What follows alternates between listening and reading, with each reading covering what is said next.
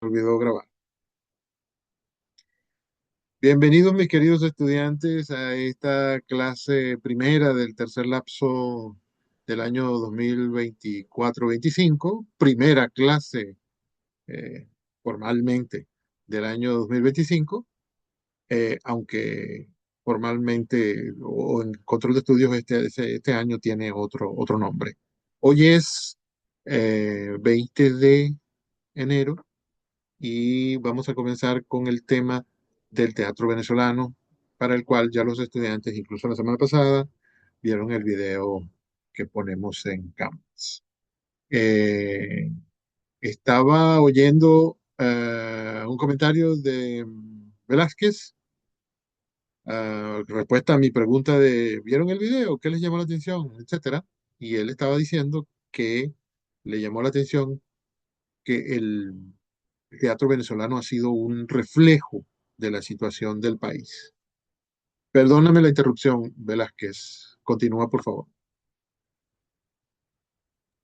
No, solo eso, que el teatro venezolano es un poco, o sea, trata un poco sobre nuestra propia historia y nos muestra, es como, por así decirlo, un espejo que nosotros no podemos ver. Sí, ciertamente.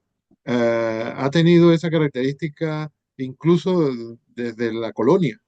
Quizás no toda la colonia, pero sí. En algún periodo, seguramente al final, eh, a mí me parece curioso que todo el tiempo la historia del teatro venezolano haya sido como una carrera en la que el teatro va siguiendo a Venezuela. Y no porque el teatro esté atrasado, sino que, bueno, pasan cosas, se presentan situaciones, llegan ciertas épocas en la historia de Venezuela, y bueno, esto pasa primero y después el teatro empieza a parir obras en las que se ve eso. Y que muchos no nos damos cuenta de lo que pasó en la historia, sino cuando lo vemos en el teatro. Bueno, yo lo digo en primera persona, pero no me refiero a mí, ¿no? El teatro parece que tuviera una lupa más potente que, que otros grupos, otros sectores, otras áreas, para darse cuenta de eso. Y eso. A mí me parece eso fantástico, aunque me parece curioso, porque también existen otras cosas que se pueden reflejar en el teatro, ¿no? De todas maneras, el teatro venezolano ha tratado también todos los temas que se pueden tratar, ¿no? Solo que Venezuela parece ser el gran marco en el cual el teatro venezolano lo pone todo. A ver, Acevedo había levantado la mano primero. Después escuchamos a Tavares y creo que hay alguien más. A ver, Acevedo. Sí, profesor. Bueno, yo vi el video y quiero mencionar algunos puntos que personalmente me llamaron la atención y quisiera. ¿Qué pasó? ¿Y quisieras qué? Supongo que es un ¿Se problema. cortó? Ahí está. Ajá. Está, pero no responde. Profe, Ah, aparece como si tuviera el micrófono abierto, pero no se le escucha. ajá, sí, así es. Dice que Acevedo, la red de ella es muy bajo. sí. Acevedo, por si me estás escuchando, te cortaste en y quisiera, vi el video y quisiera puntos suspensivos. Mientras se resuelve ese problema, vamos a escuchar a Tavares, que es el siguiente. Bueno, lo que yo veo resaltante del video es cómo el teatro ha sido como ese ilustrador de cómo ha sido la historia de Venezuela, que ha sido una historia, yo lo diría como una montaña rusa, sube, baja, como que de muchos altibajos, de momentos de paz, de momentos de incertidumbre, de momentos caóticos, y el teatro ha sido como que ese, ese ilustrador, como que esa forma de ilustrarnos a nosotros, a la gente del futuro, cómo ha sido nuestra historia en el pasado y al mismo tiempo cómo el propio pueblo hemos sabido adaptarnos a la evolución del teatro y expresar cómo ha sido nuestra cultura y nuestra evolución a lo largo de la historia. Al menos eso es lo que me ha parecido más resaltante del video. Sí, muy bien. Sí, y no solo, o sea, en el ámbito político, sino también en el ámbito social y cultural. Sí, hablando del ámbito social, iba a mencionar que en el video se menciona, eso es un hecho conocido cuando uno estudia literatura venezolana, porque tiene su entrecruzamiento con el teatro, eh, que me acuerdo de que al principio del siglo XX estaba de moda el sainete, que también lo menciona el teatro, perdón, lo menciona el video. Estaba de moda el sainete y el sainete, aunque son obras jocosas, pretende señalar eh, problemas graves que tiene la sociedad por causa de aquellos que están en el poder, ¿no? Eh, hubo muchos sainetes dedicados a Guzmán Blanco, aunque esos eran los tiempos iniciales del sainete en Venezuela, y bueno, se volvió popular porque eh, era fácil ver el problema del cual hablaba, el problema que criticaba, ¿no? Lo que le reprochaba el arte a la política. Y en los tiempos de Gómez, ¿no? Ya comenzado el siglo XX, entonces el sainete, bueno, hacía eso mismo, pero era mucho más peligroso que con Guzmán Blanco. Porque bueno, ustedes saben que Gómez tenía una cárcel dedicada solamente a los presos políticos, a los que se metían con él, a los que decían una sílaba con respecto a- al gobierno. Y sin embargo, tengo que contarles que el general Gómez era aficionado a los sainetes, le causaban mucha gracia. Eso lo mencionan varios autores. Incluso Gómez invitaba a los directores de cine que la semana siguiente podía enviar a la cárcel por 3 o 4 años o por más, porque en realidad eso que digo, 3 o 4 años parece poquito para lo que siempre oigo que fulano estuvo en la cárcel 20 años en los tiempos de Gómez. Qué barbaridad. Bueno, Gómez llegó incluso a invitar al Palacio de Gobierno a directores y actores de sainete para disfrutar de una función de sainete él solo con su familia, bueno, con sus familias, sus colaboradores, sus ministros, ¿no? Este, también porque me imagino que si llegaba, entraba en el teatro donde estaban presentando el sainete, la gente lo iba a pitar mucho, ¿no? Eh, y le iban a tirar a él los huevos podridos que habían llevado para lanzarle a los actores. Pero resulta que Gómez, que era un dictador sanguinario, disfrutaba del sainete, disfrutaba del teatro. Eso es una curiosidad en la historia del teatro venezolano y la historia de política de Venezuela, porque él era de los más criticados por el sainete. Eh, por supuesto, eso no salvaba a los directores de ir a la cárcel por alguna cosa que se decía en las obras, que eran siempre unas obras menores, no solo menores porque eran más reducidas en tiempo, sino porque el contenido no era tan elaborado. Eh, eran obras que a veces ni siquiera se escribían, eran obras que a veces ni siquiera nos han quedado los guiones, ¿no? Los libretos para saber qué se decía en las obras.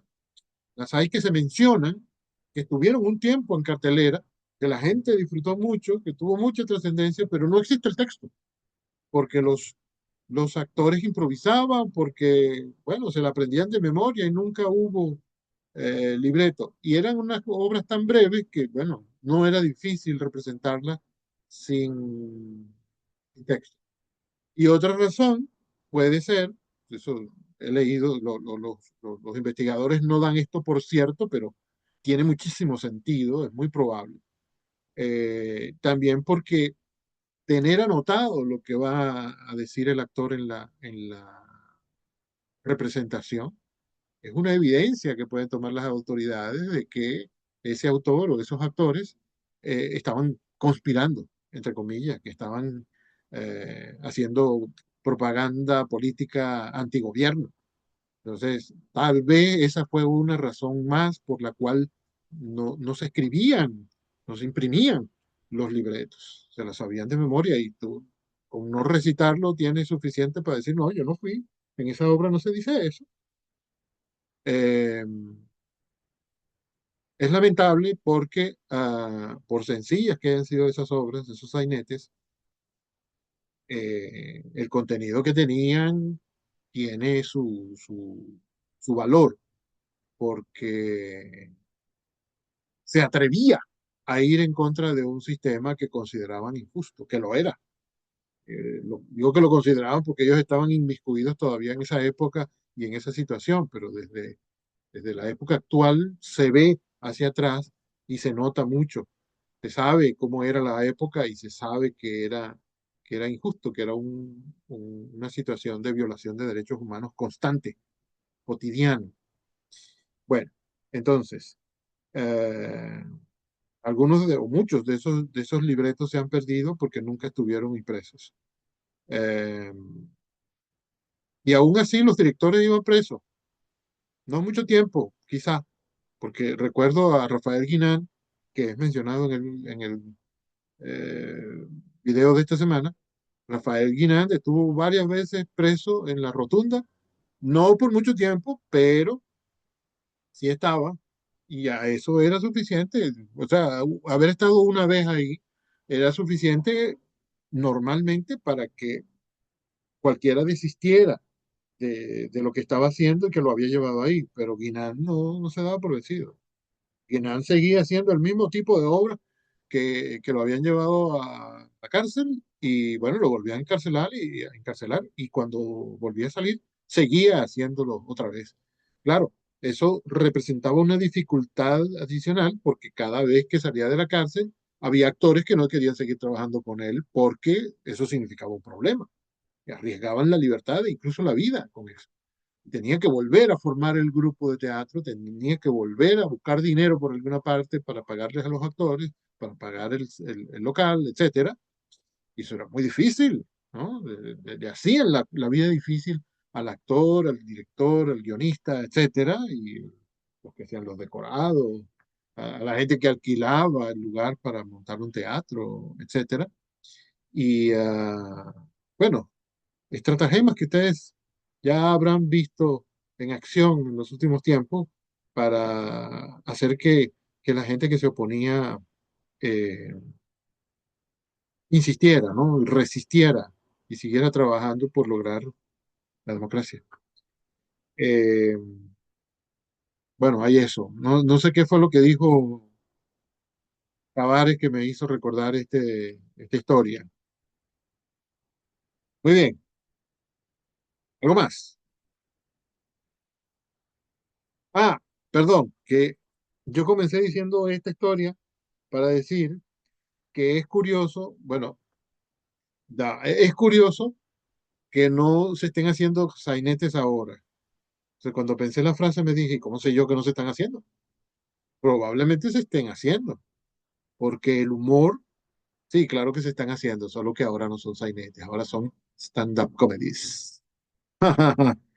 Sí, hay comediantes que están centrando su obra, digamos, su trabajo, su actuación de cada noche en la situación política, la situación social. Eh, no son representaciones teatrales o son representaciones teatrales de una sola persona, pero son equivalentes al sainete, ¿no? Eh, Juan Carlos Arcos decía en el video que los sainetes de principios del siglo XX, finales del XIX, equivalían como a los entremeses en la época de Cervantes, ¿no? 300 años antes, pero los entremeses también le ponían su sabor picante al texto con respecto a la situación política y la situación social. La situación social era evidentísima porque siempre eran personas maltratadas por la sociedad, siempre eran personas que no tenían ninguna ventaja de ningún tipo en nada en su vida, muy desfavorecidos siempre. Y eso siempre tocaba, siempre rozaba con el asunto político. A final del 19, principio del 20 era el sainete, por lo menos en Venezuela. y ahora puede ser la stand-up comedy, que si pertenece a algún arte, será el teatro, ¿no? Eh, el humor, entonces, iba a decir, siempre está presente y corre muchos riesgos en gobiernos autoritarios, como el de Gómez y otros. Eh, entonces yo iba a comenzar diciendo, esta nueva idea, iba a comenzar diciéndola, diciendo que no, que era curioso que ahora no hubiera sainetes, pero claro que los hay. El nuevo estadio de la historia de teatro por el que está pasando, que es la del stand-up comedy, ¿no? Ya tiene un nombre extranjero. Ya está, ya terminé. ¿Quién más quiere?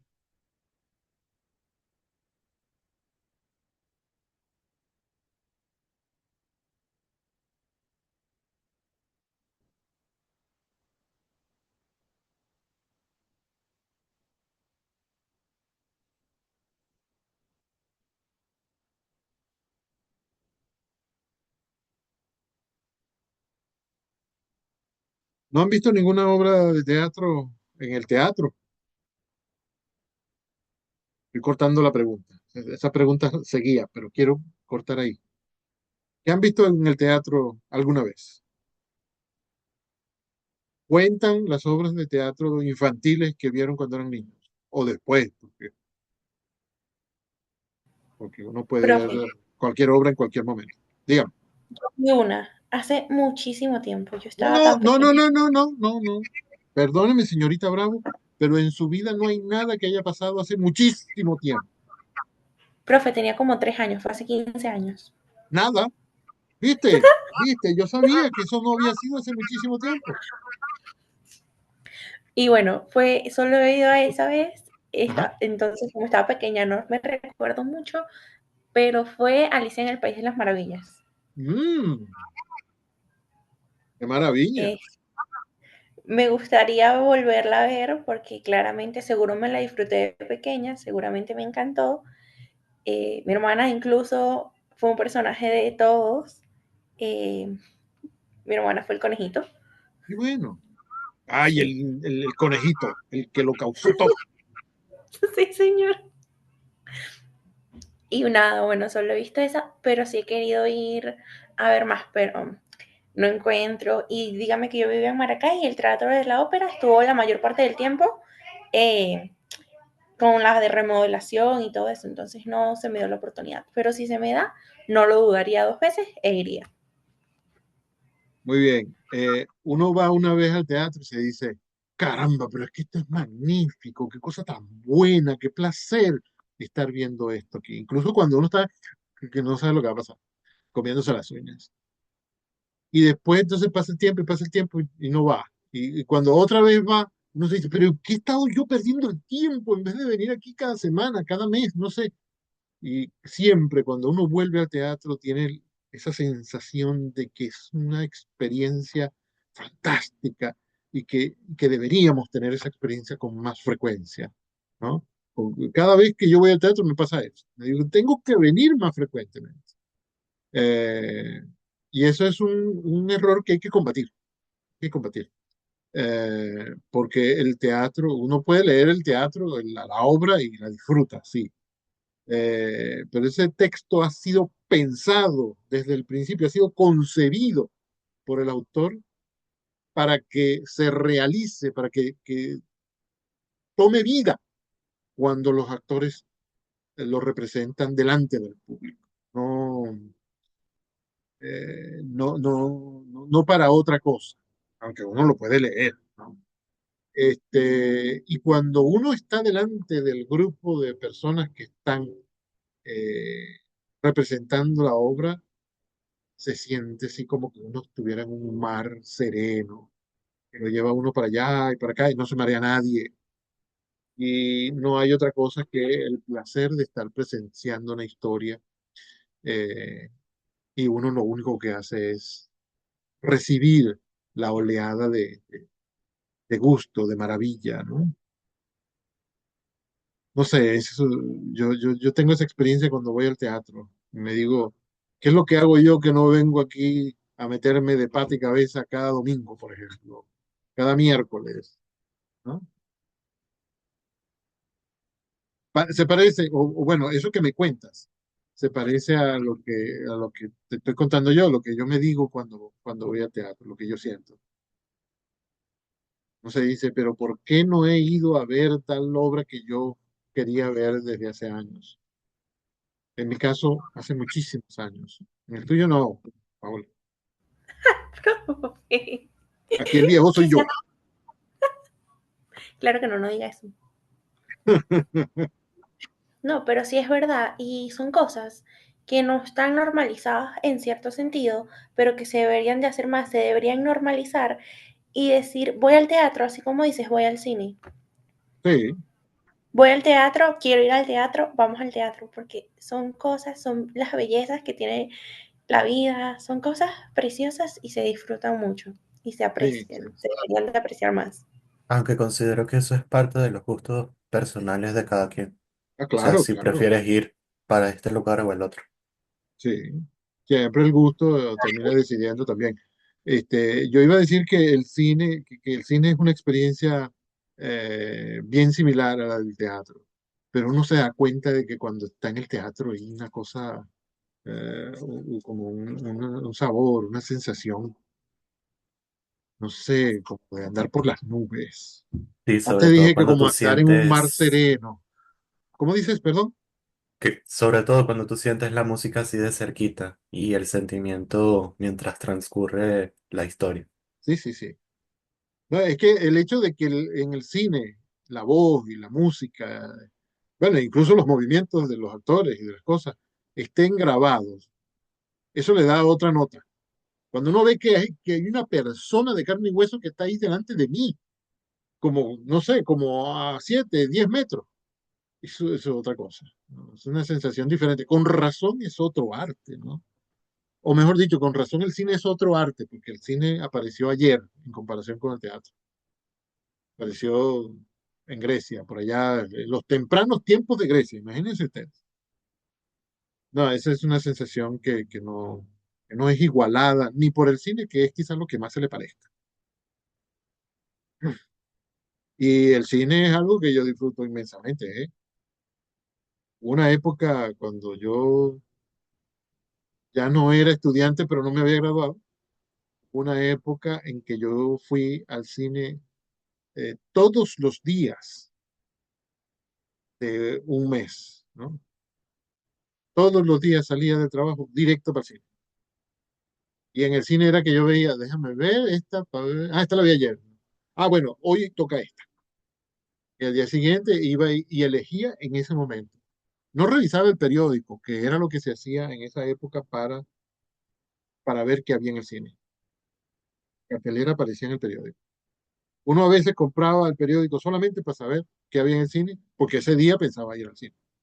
Y a veces uno se encontraba con unos amigos o acordaba con unos amigos, eh, ir al cine juntos, ¿no? 5, 6, 7 amigos. Y entonces cuando llegaban todos, decía, a ver, ¿quién trajo el periódico? Nadie. Ah, ahí hay un kiosco, vamos a comprar el periódico. Esa era la manera de decidir qué íbamos a ver y dónde, ¿no? Ahora se hace de otra forma. Y no creo que en los periódicos que se imprimen ahora, que en Venezuela casi no se imprime ninguno ya, eh, ay, aquí imprimen tanta basura que bien podríamos ahorrar. Porque los periódicos serios, los que valen la pena, son 3 o 4. Y ahí todos los días yo veo en el kiosco como 90, 100 periódicos diferentes que no valen la pena. No creo que ahora los periódicos pongan la cartelera. Es más, no creo que los cines gasten dinero en publicar eso en los periódicos. A ver, perdón, ¿qué más? Ese detalle de que uno compraba el periódico para ver la cartelera del cine, ustedes no lo sabían, ni se lo imaginaban. Honestamente, no. Yo sí. Bueno saberlo. También es bueno que lo haya sabido antes. ¿Cómo van a hacer cuando estén escribiendo alguna obra literaria sobre los años 90 u 80? y que digan, ah, sí, en 1981 fulanito se reunió con su amigo Sutano y dijo, vamos para el cine. Ah, bueno, anda, busca ahí en Instagram para ver que... No, Instagram no existía. Tienes que poner, vamos a comprar últimas noticias que cuesta menos que el Nacional para ver qué hay hoy en el cine y cuál cine están presentando cuál película. Hay que tener ese detalle en mente, porque si no, no es creíble la historia. No hay verosimilitud. A ver, chicos, díganme algo más. ¿Qué otra cosa llamó la atención de lo que nos contó nuestro amigo Sarcos? ¿Cómo salgo yo de aquí? A ver otras cosas que tengo abiertas. Ah, ahí está. Fue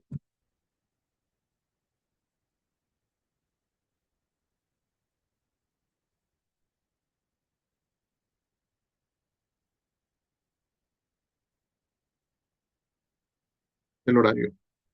Hoy se supone que terminamos a la 1:30. Ya nos pasamos, ¿no? Un poquito, Un poquito. Ah, pero 13 solamente minutos. quedan 6 minutos. 13 minutos nada más nos pasamos. Una ñinguita, nada. ¿Les Profe, si parece dijo que poquito? 15 No nos años no era quiere. nada, 13 minutos no es nada. Eso es cierto. Qué febril la mirada. No nos Errante en la quiere. sombra te busca y te nombra. Volver con la frente marchita. Las nieves del tiempo platearon mi sien. Sentir que es un soplo la vida. Me encanta. ¿No? Ese es un tango. Quizá el tango más famoso de Carlos Gardel. ¿Cómo se llama? Volver. Ver. Volver. Ah, ok. Gracias. Es tan famoso que hasta Penélope Cruz lo canta en una película. La película se titula, por cierto, Volver. Una película de Pedro Almodóvar. Claro, porque era protagonizada por Penélope Cruz. Que Penélope Me Cruz salió. era una de las divas de Almodóvar. Profe, Sí, la película salió el año en que nací. muy bien, eso la hace importante para ti. Totalmente. Voy a buscar y la voy a ver. Hoy mismo, si tengo el chance. 100 años antes de que tú nacieras, no existía el cine. Mira qué maravilla. Increíble. O sea, en el 1906. Sí, no, sí, en 1906 sí, sí Ya, existía. sí, El cine obvio. comenzó su vida, digamos que formalmente, oficialmente, no sé, en 1895. En 1995, recuerdo yo, que hubo fiesta en todos los países del mundo, porque se celebraban los 100 años del nacimiento del cine. Y yo creo que fue poca la celebración, porque el cine es una cosa tan buena bueno, que había que hacer una fiesta más grande, ¿no? En Venezuela hubo fiestas y eventos, conferencias, se imprimieron libros, se hicieron muchas cosas para celebrar los 100 años del cine. Se ponían películas de 1895, películas venezolanas, blanco y negro, así que de cine mudo venezolano, una cosa fantástica, ¿no? Yo vi, por ejemplo, El misterio de los ojos, Escarlata, que no era mudo, pero sí era de los primeros tiempos del cine venezolano. El cine venezolano no comenzó en 1895, sino unos cuantos años después, quizás en 1901, no sé, no me acuerdo. Pero sí empezó pronto. En otros lugares llegó más tarde. Y hacían unas películas muy graciosas. Bueno, en 1906 debe haber habido una película importante en 1906. Y Volver, que es una película española, bueno, está muy bien que sea del año en que tú naciste. Sí, Se puede convertir en eh, tu película favorita. espero que sí. Sería muy, no sé, me gustaría mucho. Ya por la actriz me va gustando. El director también te va a gustar. ¿Quién es? Mira, el director, Pedro Almodóvar, el director, bueno, la primera gran película que hizo este director, Almodóvar, se titulaba Mujeres al borde de un ataque de nervios. Una explosión que hubo con Uy, esta actriz, Rosy de Palma, cuyo nombre verdadero no es ese, que no era actriz hasta que Almodóvar la vio un día en alguna parte, en un restaurante, no sé, en un lugar por donde él iba pasando, dijo, señorita, ¿usted no quiere ser actriz? Y ella le dijo, ay, señor, por favor, ¿yo qué? No, no, no, yo soy odontóloga, yo soy secretaria, no me acuerdo qué era lo que ella hacía antes. Y él la convenció de que actuara en la película y eso le cambió su vida. Se volvió actriz famosísima, tremenda actriz. Lo que caracteriza a esta mujer es que lo que normalmente llamaríamos, me acuerdo de lo que estaba diciendo Gabriela, una mujer fea. Ya la verán. Tiene la nariz grandísima, torcida, tiene los ojos juntos, tiene un mentón puntiagudo, altísima, delgaducha. Una mujer fea, pero qué bella se convierte, qué bella se hace cuando uno la ve actuar. Y además, una mujer seria, con unas ideas firmes, serias.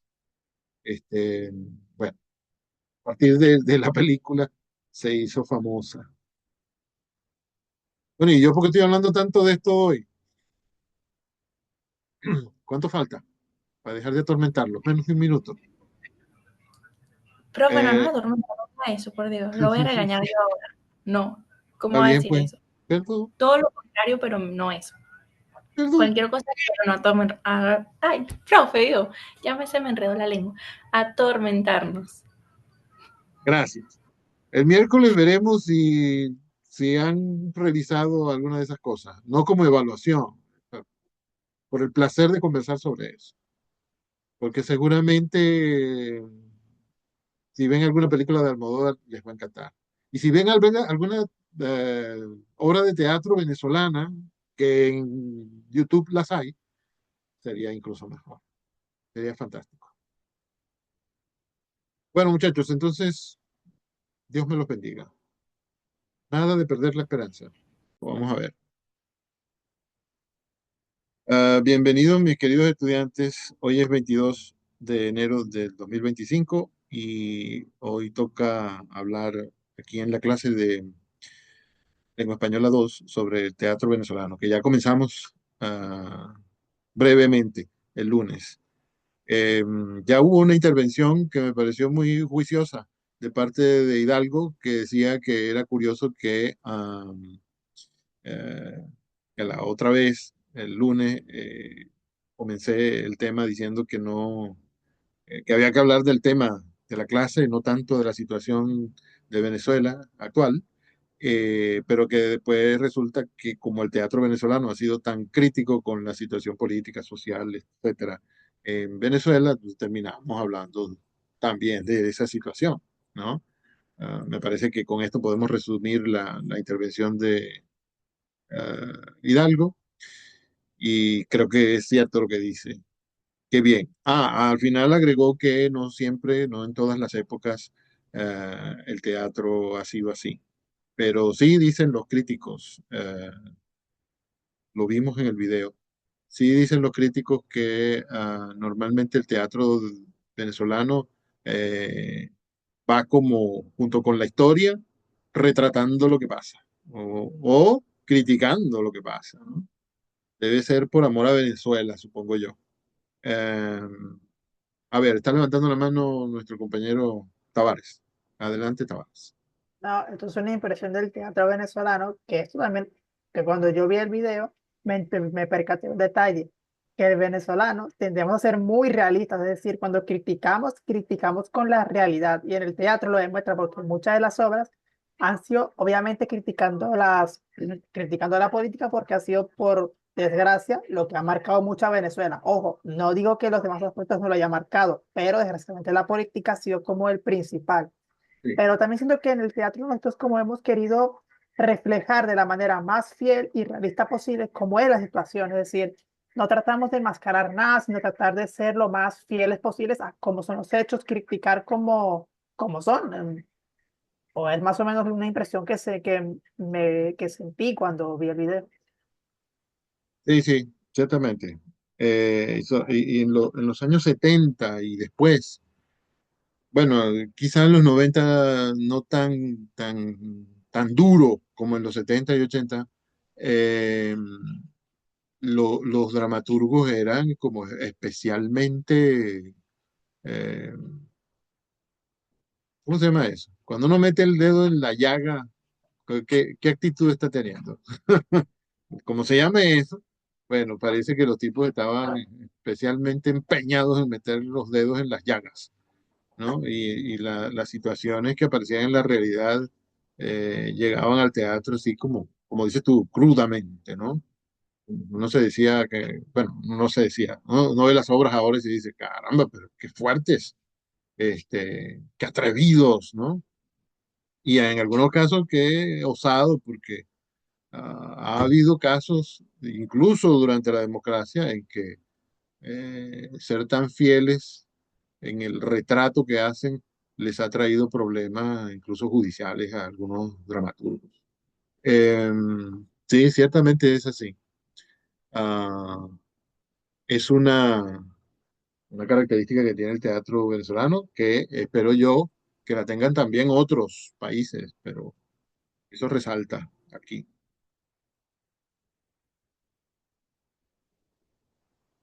Me estoy acordando, ahora que digo esto, de una obra de José Ignacio Cabrujas, ese último dramaturgo del cual hablé la otra vez cuando mandé el mensaje por WhatsApp después de la clase. Existe una obra de Cabrujas titulada La sopa de piedra, ¿no? Que habla de dos ancianos muy pobres. El rancho les estaba cayendo ya encima de lo viejo que estaba ya el rancho y que por supuesto no tienen nada que comer. Entonces pasa algo así como que el viejito sale a buscar, a ver si encuentra algo, si alguien le regala algo que comer ese día y a ver si alguien le regala, porque comprar no puede y regresa sin nada. Es más, no regresa sin nada, regresa con dos piedras. Y la señora le dice, viejo, ¿y qué vamos a hacer con dos piedras? Bueno, pues vamos a hacer una sopa de piedra. Nos la tomamos a ver si vivimos. No importa mucho cómo termina la obra, que por cierto no me acuerdo, pero no importa mucho. Lo que importa en este momento en realidad es que me parece una forma bien cruda, incluso hasta se podría decir que cruel, pero esas no deben ser las intenciones de Cabruja. Debe querer ser cruel con el poder, con la gente que está en el poder, que es la que genera en realidad, al fin de cuentas, esas situaciones, pero no con los personajes. Eh, parece una forma bien cruda de retratar la situación de pobreza que hay o ha habido en Venezuela, siempre la ha habido, en algunos momentos más cruda que en otros momentos. Y en esa obra, bueno, literalmente no tienen otra cosa que una sopa de piedra, piedra y agua y fuego. Eh, que es incluso menos de lo que proporciona la naturaleza, porque la piedra, el agua y el fuego la proporciona la naturaleza, hasta la leña, pero da más, y en esta obra no hay sino esto. Eso es lo que tenemos para comer. Por supuesto, esto es en un ambiente civilizado, ¿no? Porque si estos viejitos vivieran en la naturaleza, seguro que encontrarían frutas y cosas, ¿no? Seguro que serían capaces de cazar algún animal, pero en la ciudad, incluso en los pueblos, ¿no? En los ambientes rurales, esto señala únicamente la vida en sociedad, eh, en la cual recrudece el egoísmo, las ansias de poder, el robo a los que tienen menos, a los que son más débiles, que están más desprotegidos. Eso está ahí en esa obra, ¿no? Eh, En principio no parece que quisiera criticar mucho a los políticos, pero al fin de cuentas los políticos son los que tienen las posibilidades de mejorar las condiciones de la gente más pobre. Y bueno, en Venezuela ha habido hambre y hay, y en este momento hay. Ah, y no es que haya en los barrios de Caracas, que son, parece, los más populosos, sino que en todas partes, partes. Eh, ¿Qué más hay que decir? Esa obra es espeluznante por esa razón, porque uno se dice, esto no es ficción, esto pasa aquí frente a mi casa. Eso intentan hacer estos tipos. Es ficción porque es una historia que imaginó Cabruja, pero proviene de la realidad.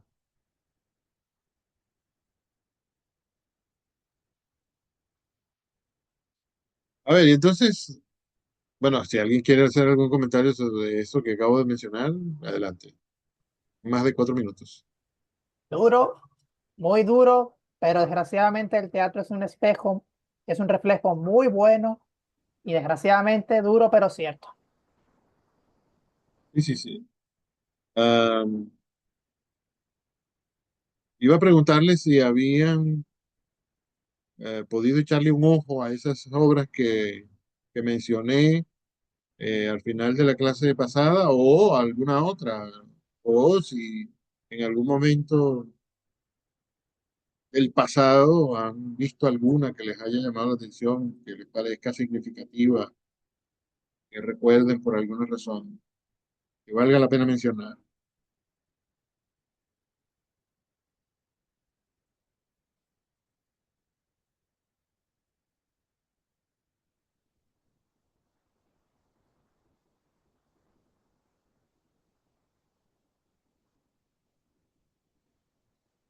¿Y hay algún otro asunto, algún otro punto del video que hemos visto ah, que les venga ahora a la mente y que pudieran mencionar? Siempre que leo de ti, me pregunto si la gente que revolucionó el medio sabía que lo estaba haciendo. Ah, bueno, seguramente algunos estaban más conscientes de eso que otros. Los grandes autores seguramente veían el, las diferencias, también los grandes actores, ¿no? Seguro que veían la importancia, la, la- la novedad de poner ciertas cosas en el teatro eh, y de ciertas formas, porque también en el arte, las formas de las más principales. Seguramente los que habían estudiado más teatro y habían estudiado mejor, los más brillantes, actores, directores, críticos, estaban conscientes de eso o están, porque eso sigue sucediendo. Seguramente han sido los más informados, los que se han dado más cuenta de que esta obra que se está presentando hoy es, como dirían los españoles, rompedora, ¿no? Más atrevida que muchas otras, más revolucionaria, osada.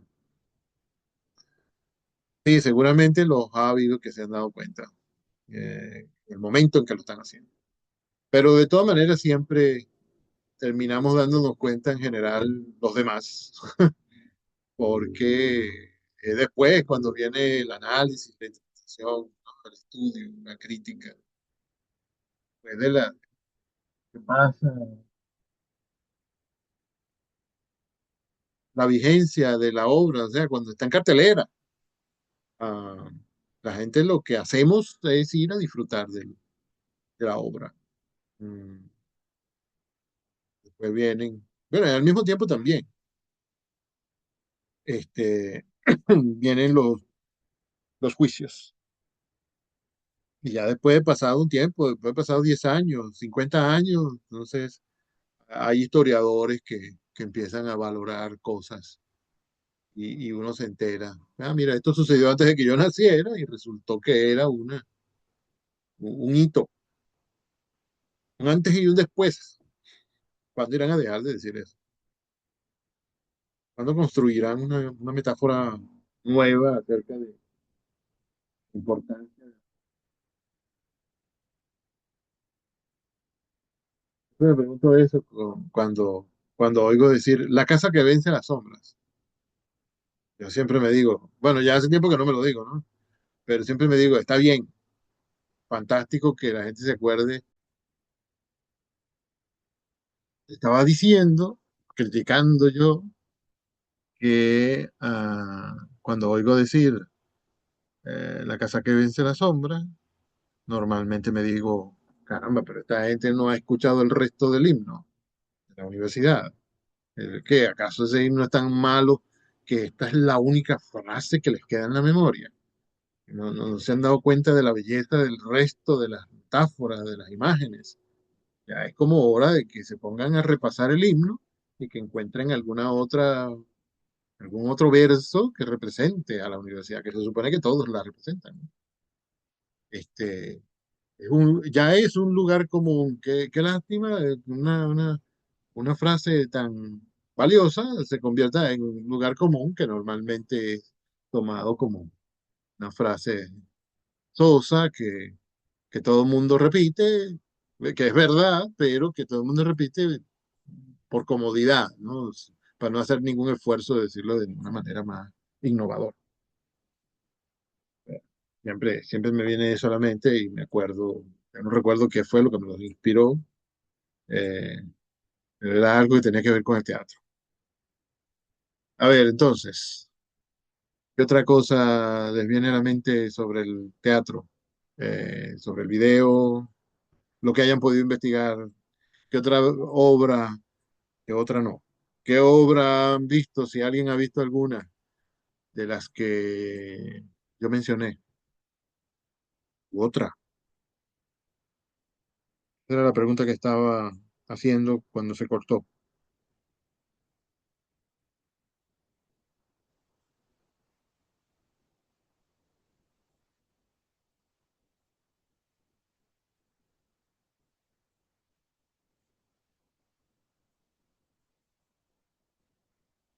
¿Podría repetirlo, por favor? ¿Han podido ver alguna de esas obras que yo les mencioné al final de la clase del lunes? ¿O alguna otra? ¿Recuerdan alguna que hayan visto en el pasado que les parezca que valga la pena mencionar? Creo que lo que nos queda por comentar es eso, a menos que aparezca un segmento interesante de este asunto que no hayamos visto.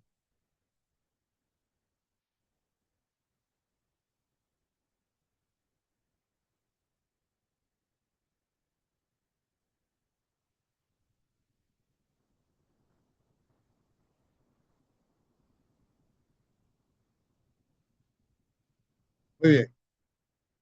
Yo creo, Bueno, si esta clase sirve, clase del lunes y la de hoy, bueno, por Profe, ahí vienen profe, más clases sobre teatro.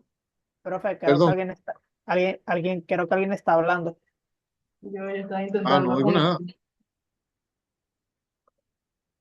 Yo estaba intentando comentar algo de que desde que la clase pasada creo que te había comentado algo sobre intentar ver alguna obra, como ir más seguido al teatro. Y muchos comentaron que eso quedaría en gusto de cada quien, ¿no? Sí, claro, claro. Eh, y bueno, obviamente eso no lo comento muy seguido porque me da pena, pero yo trabajo como actriz y ahorita yo estoy trabajando en una obra de teatro. Pues no Eh, debería darte pena, sino todo lo contrario. A ver, sigue, por favor. Entonces yo lo quería comentar desde hace tiempo, pero me acuerdo que no lo comenté porque en ese momento ya estaba almorzando y dije, no quiero hablar Ah, con la boca llena. Entonces yo quería comentar que yo estoy haciendo ahorita la obra que estoy haciendo y creo que es muy interesante, que la obra que ahorita yo estoy haciendo es una comparación entre Argentina en 1800, en 1980, cuando estaba en la dictadura, y la Venezuela actual. La ay, mi Venezuela, madre. sí, se llama Mi Calvario y yo. Prácticamente, como para obviamente no spoilear todo, porque cuando se diga la función, bueno, yo voy a pasarlos por los grupos para ver si alguien quiere verlo. Pero yo prácticamente hago de la protagonista en su versión joven, porque está la versión vieja y la versión joven. La versión vieja es como una versión argentina, que está como un poco cansada ya de verdad, y todo se refleja, es como un tema muy, sí, está cargado de temas políticos, eso sí, está muy cargado de temas políticos, pero por debajo de la mesa. Y obviamente yo hago la versión joven, que es esta versión como esperanzada, llegando a Caracas, diciendo, wow. Y claro, este calvario es como, es en la obra, el calvario es la representación, pues, de estas escaleras grandes que están en Caracas, donde creo que Ajá. actualmente están de Chávez. Pero, ajá, Perdón, este, ¿qué cosa de Chávez? las escaleras grandes, Sí, el calvario que está por el Caracas, Calvario. Ajá. ajá, tiene los ojos de Chávez. Ah, ajá, ok. O bueno, no sé si actualmente los tiene, realmente yo nunca paso por ahí. Sí, los ha tenido, los ha tenido. Entonces, yo dije, ay, quiero ir, aprovechando el consejo del profesor Malaver, quiero ir a una obra de teatro como para empaparme un poco más de qué es lo que tengo que hacer, como yo tengo que proyectar mejor mi voz, Claro. entre otras cosas. Entonces, buscando en el Centro Cultural de Chacao, porque yo dije, ay, quiero hacer algo este fin de semana, y me metí en la página del Centro Cultural de Chacao y vi que iban a hacer una obra de teatro sobre el libro Sangre en el Diván, que está inspirado obviamente en el doctor Chirinos. Sí. Y yo dije, ya está, para allá voy. Y dije, esto se lo tengo que comentar al profesor Malaver en la próxima clase. Muchas gracias. Yo creo que esa obra ya tiene un tiempo por ahí. Sí, sí, ya lo tienes. Sí, Pero incluso. dijeron que iban a hacer otras funciones ahorita en Ujú. enero, lo que es viernes, sábado y domingo. Ok. Ya saben, chicos. Y, y si no lo anotan, entonces lo pueden buscar después en la página de la alcaldía de Chacao, del Teatro de Chacao, no sé cómo se llama, Centro Cultural Chacao. Sí, en el Centro Cultural de Chacao. Ok, entonces yo creo que esa obra incluso se ha presentado ya en otros países. Ah, sin duda alguna en Colombia, pero también me parece que la han llevado a Miami. Sí. Bueno, fantástico. Muchas gracias, Gabriela. Muy bien, muy buena recomendación. Y por supuesto, si yo estuviera en Venezuela, estaría más atento de lo que voy a estar a cuando se estrene, que entiendo que no han estrenado esa obra que estás preparando, ¿no? De hecho, esa obra también está en sí inspirada en una obra de teatro abierto que se hizo en Argentina, por lo mismo, que se hizo como una especie de protesta por la dictadura, Ujú. pero claramente lo tuvieron que pasar por debajo. En sí, el nombre original es Mi Obelisco y yo. Claro, yo estaba pensando qué podrían poner en Argentina. Mira, estaba buscando, por supuesto, el obelisco. Este, además de que para ese personaje, que me imagino que se fue a Venezuela huyendo de la dictadura, y llega a Venezuela y debe haberse encontrado en primer momento con las escaleras o escalinatas del Calvario, y que unos años después viene y está pasando lo mismo que estaba pasando allá, de lo cual ella huyó, se termina convirtiendo literalmente en un calvario, ¿no? Bueno, Sí, literalmente más o no, menos. más Más o bien menos, aunque yo metafóricamente. no, en sí yo no emigro, yo soy del interior y estoy llegando a Caracas, que muy Ajá, alejado de la realidad no es, porque yo sí soy del interior. ok, En sí se llama Mi Obelisco y yo, de Osvaldo Dragún. La dragón, obra está en Dragún. ok, Si quieren ver la obra, está en YouTube, de teatro anotiren. abierto, está muy bueno. Pues Y ya nada, no quiero con- qué bien esto de que se haya podido encontrar, no estaba tan difícil, pero qué bien que exista ese símbolo, ese sitio de la capital que como que representa la capital y que eso existe en Argentina, que existe en Venezuela, que son tan notorios los dos, ¿no? Porque no dice mi obelisco y yo sin saber nada más y yo pienso precisamente en el obelisco de Buenos Aires. Y bueno, tal vez piense también, por ejemplo, en el obelisco de Luxor, que es un obelisco que Napoleón se robó de Egipto y lo puso en Francia. Y desde ese momento está ahí puesto en el sitio donde lo puso Napoleón. Y quizá hay algún otro obelisco famoso por ahí. Ah, el de Washington. No, pero no se me va a ocurrir antes el de Washington que el de Argentina. Y bueno, y el que conoce Caracas, le dicen mi Calvario y yo, en primer lugar pensé en un Calvario común y corriente, no, un sufrimiento. Tiene que haber sufrimiento ahí en esa obra. Pero magnífico que se pueda encontrar el equivalente del obelisco en el Calvario. Les voy a contar un secreto. Yo nunca he ido al Calvario. Nunca he subido esas escaleras. Quizá se deba a que la primera vez que yo fui a Caracas, que pasamos por ahí, mi abuela y yo, que fue la que me llevó, eh, ella debe haberme dicho algo así, más o menos lo que recuerdo. Otro día venimos y subimos. Y bueno, yo me puse a esperar ese día, no porque tuviera ganas de subir la escalera, sino porque, bueno, parecía un lugar bonito, ¿no? Ah, y ahora que hay internet, me he enterado de cosas muy bonitas que hay, que no me las imaginaba en aquel momento. Lo que se ve desde la avenida es muy poco, pero para mí era muy bonito. Entonces, llegó algún momento en que nos teníamos que ir, porque en realidad pasamos por Caracas porque íbamos para Cabimas. Llegó algún momento en que ella dijo algo así como, no, pero es que yo no puedo subir esas escaleras. Y yo solo no iba a subir. Yo tenía 12 años. Y ella no me iba a dejar tampoco, si a mí se me ocurrió. Total que no subí. Y cuando yo fui a estudiar para Caracas, y después que me quedé unos años, y después me volví a ir para Caracas, eh, casi nunca paso por ahí. Y cuando paso, me digo, ya yo creo que lo vamos a dejar así. O sea, no voy a subir nunca, no sé. Quién sabe si algún día subo. Pero me parece tan curioso poder decir, no, yo nunca he subido esas escaleras, que, que quizá para conservar ese récord no lo haga. ¡Ah! ¡Qué tontería tan grande! Sí, me parece una tontería, pero es una cosa muy curiosa que puedo contar. Me puse serio. Quizá haya que subir un día. También tengo que ir a la Pastora. Nunca he ido a la Pastora.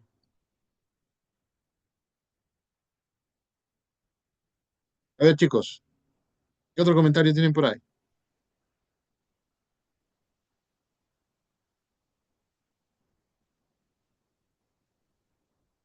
Gabriela, ¿me repites el nombre, el apellido? Lo tengo. El nombre del autor, Osvaldo, Osvaldo. Osvaldo Dragón. Y Osvaldo. hablando de la pastora, hablando de la pastora, me hizo recordar a que yo en enero del año pasado, a principios, yo grabé un corto por ahí. Me costó mucho llegar, siendo de Guatire y subiendo sola. Bueno, muy bien. Miren, chicos, cuando se estrene esto, tenemos que ir a tumbar las puertas del teatro, ya que hemos tumbado puertas de museo, también podemos tumbar puertas de teatro para que nos dejen entrar, ¿sí? Eh, Así. no solo porque tiene que valer la pena porque es teatro venezolano, sino porque va a estar ahí nuestra compañera García. Y hay que aplaudir más que a los demás actores, es lo que es. Eh, Paola y alguien más, ¿quería decir algo? Que así mismo, que yo voy a estar ahí apoyando a nuestra compañera, que yo voy a ir. Muy bien. Zapata dijo, sí.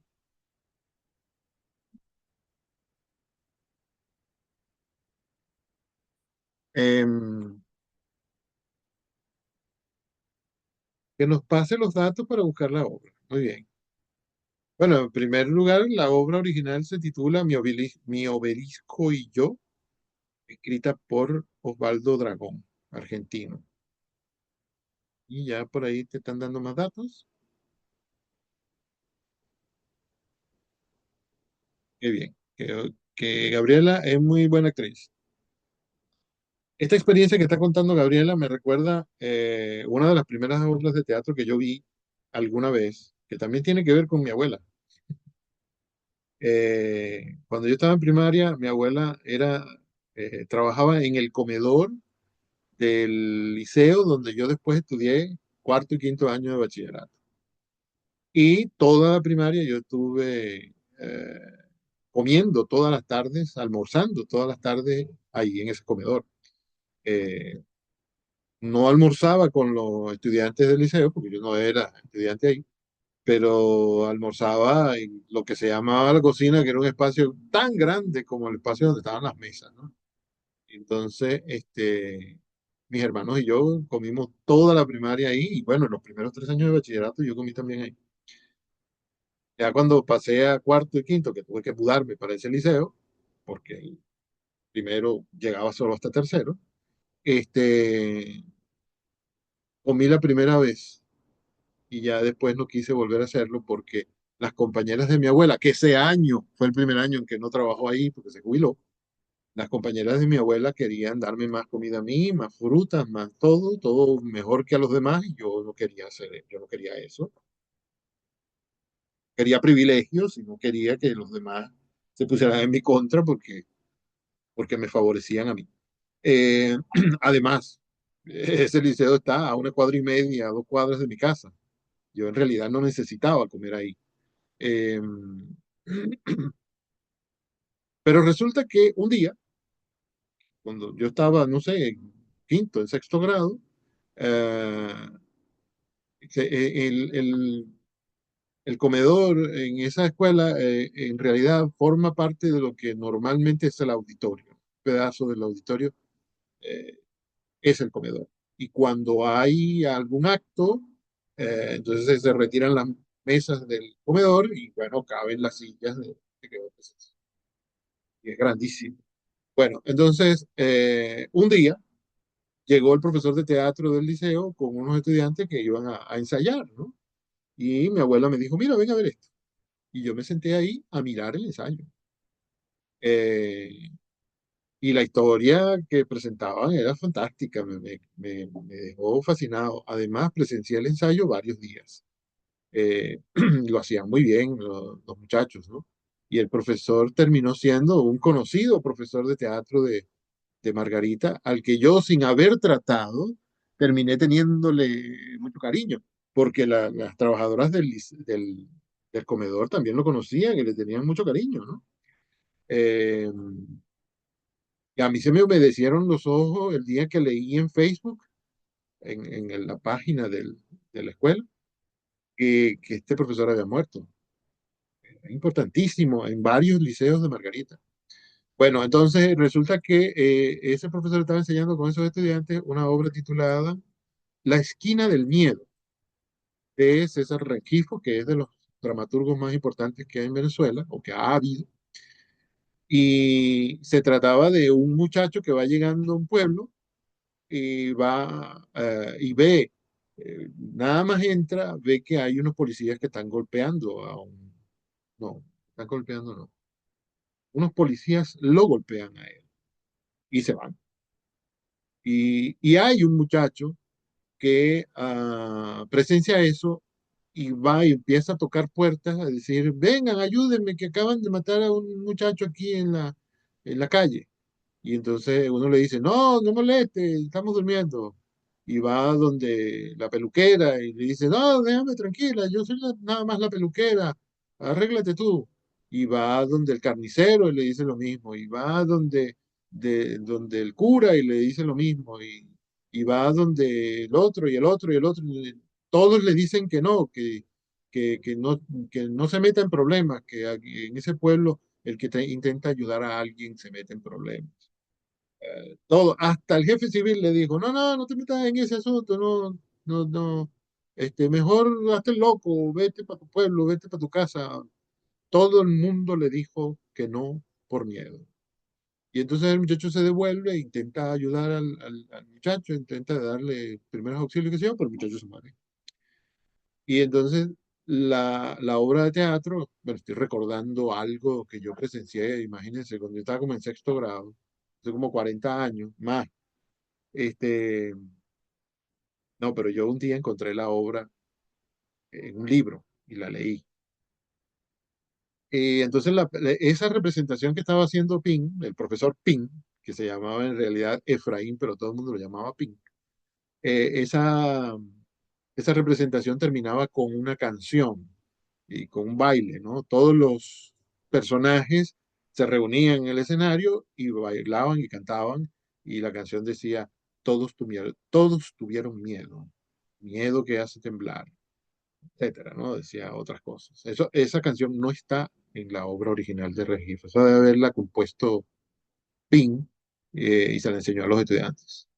Entonces, me parecía a mí que era significativo y ahora me parece mucho más porque ahora he crecido, porque siempre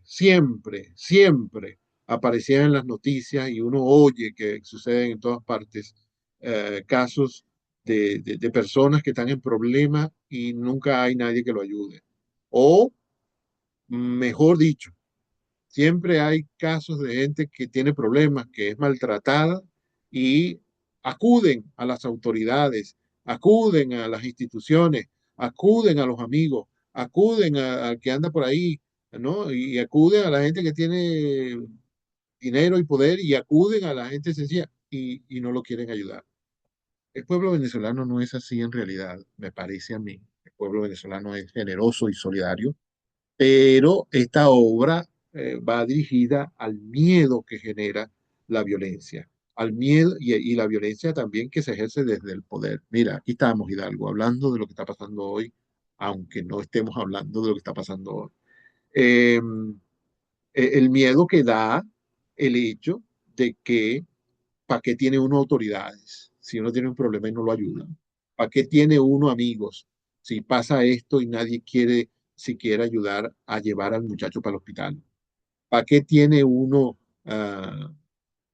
instituciones culturales o religiosas que se supone que deben ayudar a la gente? Si uno va y les dice, mire, hay un problema, y resulta que no, déjalo que se muera porque si lo ayudamos nos metemos en un problema. Algún poder tiene que haber tenido el que maltrató a ese muchacho, que al final se puede decir que lo mató, eh, que todos los demás tenían miedo, todo el mundo sabía quién debe haber matado al muchacho, porque, bueno, el pueblo se sabía quiénes eran los que mataban gente, quiénes eran los que abusaban impunemente. Y este muchacho que era nuevo, iba llegando al pueblo y vio esto, busca ayuda y no la recibe porque todos tienen. No hace falta ir asustando a los demás eh, con fantasmas ni con cosas misteriosas para que la gente tenga miedo y no haga nada, ni en favor suyo ni en favor de los demás. Lo que hay que hacer es ir por ahí abusando impunemente, cometiendo delitos sin ser castigados, cosa que es muy sencilla cuando uno tiene dinero y poder, para que los demás le tengan miedo. Y bueno, indudablemente César Rengifo estaba poniendo ahí un aspecto de la vida venezolana. Una situación que seguramente él veía que era muy cotidiana, muy frecuente, que sigue siendo frecuente y seguramente es más frecuente ahora, 40 años después de que murió Rengifo.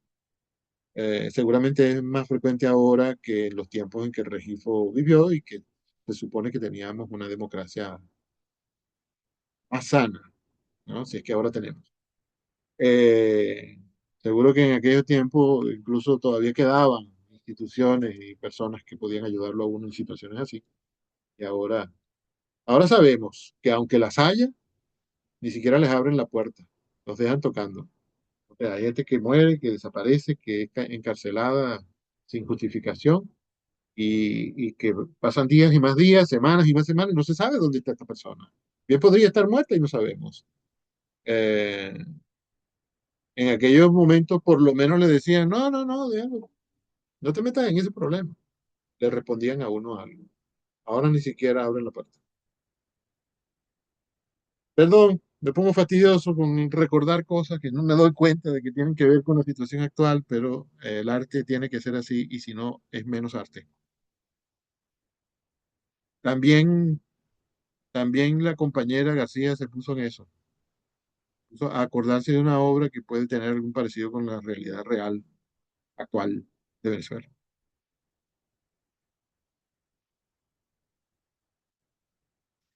Es que el arte tiene que hacer eso, y es más, eso es lo que sabe hacer el arte. Me acordé de repente de una entrevista con García Márquez en que él dice que todos sus personajes provienen de la realidad, ¿no? De los cuentos que le contaba su abuela, de las cosas que él veía en su pueblo, de lo que contaban los viejos. Y de tal manera que cuando él publicó el libro y se lo llevó a su mamá, cuando publicó Cien años de soledad y se lo llevó a su mamá, eh, y ella empezó a leer, entonces de repente le dice, pero mi hijo, esto no es verdad. Ahí dicen que mi compadre, ¿cómo se llama el compadre? Gabriela, la semana pasada fui yo quien te recordó el nombre y ahora resulta que no me acuerdo yo. El que fue atravesado por la lanza de José Arcadio. Prudencio. Prudente. Mi compadre Prudencio no era así. Aquí dice que tenía huecos en los zapatos. Yo no recuerdo esa parte, pero recuerdo que García Márquez lo contó así en la entrevista. Eh, no, mi compadre Prudencio era un hombre muy educado y muy aseado, ¿no? Por supuesto. Puede haber sido un hombre muy aseado en la vida real, pero la personalidad que retrata García Márquez debe ser más o menos fiel, ¿no? Y además, García Márquez tiene que agregarle detalles, bueno, el autor, cualquier autor que quiera hacer eso, tiene que agregarle detalles que lo hagan un personaje creíble y dentro de la ficción porque quizá Prudencio, siendo un hombre educado, no le habría dicho a su amigo, a su compadre, eso que le dijo que era tan ofensivo, ¿no? Recoge tu gallo muerto a ver si le hace el favor a tu mujer, ya que tú no has podido, ¿no? Ya sabrán a qué se refiere eso. A ver si el gallo embaraza a tu mujer por fin, que ya tienes meses casado con ella, porque eso era lo que estaba pasando, ¿no? Que Úrsula y José Arcadio se casaron y pasaron meses y meses y nadie veía que Úrsula quedara embarazada, ¿no? Ustedes saben que eso se debía al temor que tenía Úrsula, de que como José Arcadio era su primo, que le fuera a salir un niño con rabo de cochino, porque su abuela le había metido, el abuelo de Úrsula, la abuela de Úrsula le había metido ese temor en la mente a Úrsula, o sea, no quería tener relaciones con su esposo. Hasta que llegó Prudencio y cometió la imprudencia de decirle eso a José Arcayo y este le dijo, ve a tu casa y busca tus armas que te voy a matar. Y después de que lo mató fue donde Úrsula y le dijo, si nos nacen cochinos, criaremos cochinos, pero en este pueblo no va a morir nadie más por culpa tuya. Y ella se lo quitó todo y ya empezaron a tener muchachos. Seguramente Prudencio, el de la vida real, siendo una persona educada, como dice la mamá de García Márquez que era, pero había un personaje muy parecido en la vida real, no habría podido decirle eso a su amigo. Eso es una imprudencia, una, una descortesía, ¿no? Una falta de respeto, un insulto grandísimo, sobre todo en esos ambientes como una gallera, ¿no? Tú le dices en una gallera a una persona y todos los amigos del ofendido te caen encima, por supuesto. En este caso fue solamente uno. Tuviste suerte, Prudencio. Entonces, la vida real es de cierta forma y el arte la mira y la reproduce y uno va encontrando los detalles. No es que es exactamente igual. La obra de Rengifo, eh, La esquina del miedo, se titula, por si la encuentran por ahí en teatro o en texto, esa obra de Rengifo pone a Venezuela delante de nuestros ojos, un lado que no es tan agradable de Venezuela. Uno piensa en las playas y en la alegría, ¿no? En las fiestas, en la generosidad de la gente, y uno se dice, ay, qué lindo es mi pueblo. Sí, es verdad, es hermoso. Pero también existen los otros, porque ese pueblo está compuesto de personas humanas, de gente humana, este, de seres humanos. Eso también existe. Es decir, no hay pueblo que sea perfecto, así como no hay persona que sea perfecta. O sea, a uno le parece que Venezuela es hermosa, pero no puede ser ciego a ese otro lado. No puede ser ciego a nuestro lado oscuro. Y tiene que ser valiente para aceptar que nos lo pongan delante. Y el arte es de las primeras actividades, de las más importantes que le ponen a uno esos lados oscuros delante. Los lados luminosos también, pero ¿qué problema hay con los luminosos? Ah, bueno, debe haberlos también. Y seguro que el arte también se ocupa de ellos. Eh, pero bueno, teatro está ahí para eso. Y la poesía, y el ensayo, y las obras épicas, es decir, las novelas, todo lo que se pueda llamar literatura, todo lo que se pueda llamar arte, existe para decirnos, mira, como decían los griegos, mírate a ti mismo, conócete a sí mismo. Esto es un aspecto tuyo que no has visto o que no quieres ver. Mejor es que le eches un vistazo. No te vayas del teatro. Sigue viendo, termina de mirar la obra. O no lances el libro por la ventana, que este libro habla de ti. No rompas el poema, que ese poema habla de ti. Fue escrito para ti, aunque el autor se haya muerto 400 años antes. Eh, bueno, de eso trata. Ya yo les he dicho esto en otras ocasiones. Faltan pocos minutos, chicos. Díganme algo.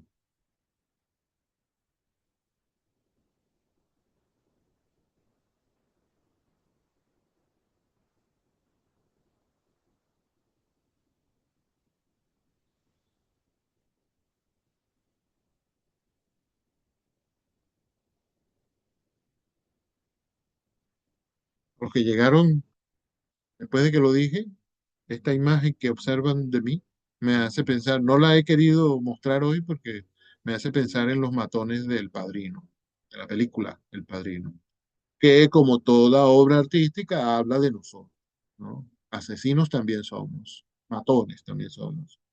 Eh, no sé, me parece que hoy me veo como esos tipos que trabajan para un gángster, bueno, que son gángsters también. Uy, qué horroroso.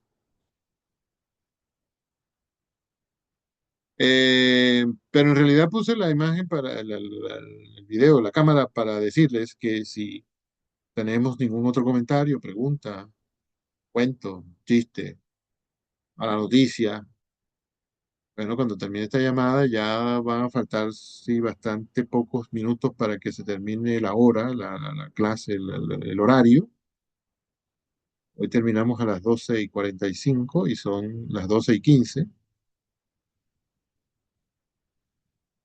Creo que no tendría mucho sentido volverse a conectar a menos que aparezca en este instante tema nuevo, un camino nuevo por el cual dirigir la conversación. Dime, Bravo, Profe, le iba a decir, ¿cómo que a las 2:45 si es a la 1:45? perdón. Y luego recuerdo que usted está en Perú, tiene una hora menos, y se me pasó. Una Pensé y lo cuarenta y mismo. cinco, claro, por eso fue que dije 2:45. Me dije, voy a tener la Claro, claro. picardía, yo me dije, voy a tener la picardía de hacer la resta, la suma, la operación matemática que haga falta para que ellos no sientan que le estoy leyendo mal el horario. Y resulta que lo hice al revés. Perdón.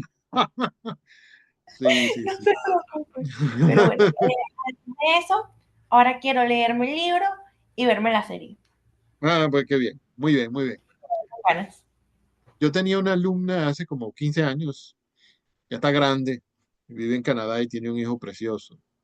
Ella solo manda fotos cuando están en la playa. Bueno, yo tenía una alumna que se pasó todo el año yendo fielmente a mi clase, ¿no? Y bueno, y fuera del salón conversábamos de vez en cuando. En la clase ella nunca decía nada, pero fuera de clase siempre me hacía sus comentarios.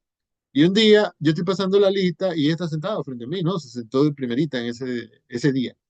Y entonces yo termino de pasar la lista y la miro a ella y digo, caramba, Rivero, tú no estás en la lista, ¿qué pasó? No te nombré. Y ella me dice, no, profe, yo no estoy en la lista. ¿Cómo que no estás en la lista? No, es que yo no estoy inscrita en esta sección, yo soy alumna del profesor tal. Bueno, ¿y qué haces aquí? Escuchando. Y entonces descubrí ese día que ella tenía un cuaderno en el cual tenía dos cuadernos en el pupitre.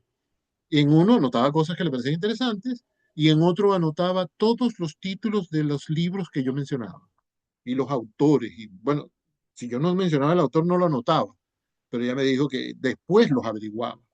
Tenía como 20 páginas en que solo había anotado los, no, los títulos de los libros, y las obras teatrales, las películas, etc. Y a mí eso me pareció así como digno de aplauso, ¿no? Y además de que me parecía un halago, y me sentía halagado, todavía me siento cuando lo recuerdo. Uno debería hacer eso, chicos.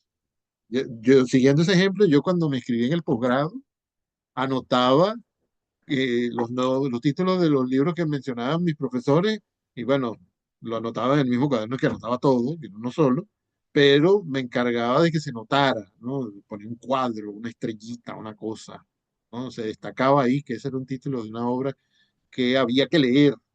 Quién sabe si iba a tener algún día la ocasión de leerlo, pero esto hay que leerlo. De vez en cuando me tropiezo con ese cuaderno y me digo, qué deuda tan larga tengo conmigo mismo, porque eso es una deuda con uno mismo, no es una deuda con el profesor, que ya se lo leyó un montón de veces, es una deuda con uno mismo. De modo que me encanta cuando me dicen que van a leer tal obra que apareció en la clase o que van a ver tal película, tal obra de teatro, etcétera. Magnífico. Que van a ir a tal museo en Mérida o en Ciudad Bolívar, ¿no? O en París. También sirve, si es en París o en Nueva York. O en Amazonas, donde hay, vamos a ver si ya llegó Valera, Valero, eh, donde hay un video, perdón, un museo que lo recibe a uno con una piel de serpiente. Parece adecuadísimo. No ha llegado Valero. No, no la veo aquí. Ya nos contará la próxima vez, si nos acordamos. Entonces, chicos, si no tenemos nada más que comentar, creo que lo podemos dejar hasta aquí.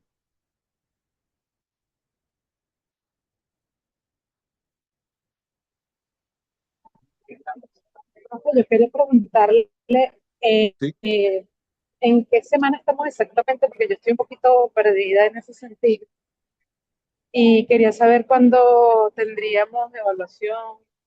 La evaluación, como dije el lunes, tendría que ser esta semana, pero ¿a qué no saben? Yo no he vuelto a pensar en la evaluación desde que lo mencioné el lunes. Por eso es que hago así, Dios mío. Pero estamos a tiempo porque las evaluaciones normalmente, bueno, se nos ha hecho costumbre en este grupo que las hagamos viernes, sábado, domingo, ¿no? O sea que estamos a tiempo. Tendrían que ser esta semana, Valecillos. El profesor Saavedra mandó una comunicación que decía que esta semana va a contar como la primera del, del tercer lapso. Y ayer hubo consejo de facultad y él participó y bueno, no hay nada muy diferente de lo que habíamos, de lo que teníamos como decisión en idiomas. Y entonces él dice que vamos a seguir, lo único nuevo es que vamos a seguir toda la semana como habíamos programado que tendríamos solo lunes y martes. Es decir, con flexibilidad con la asistencia, con la... Profe, quedan 10 segundos. ¿Cómo dices? Quedan 5 segundos Uy, para que, bueno, para que Zoom no lo corte.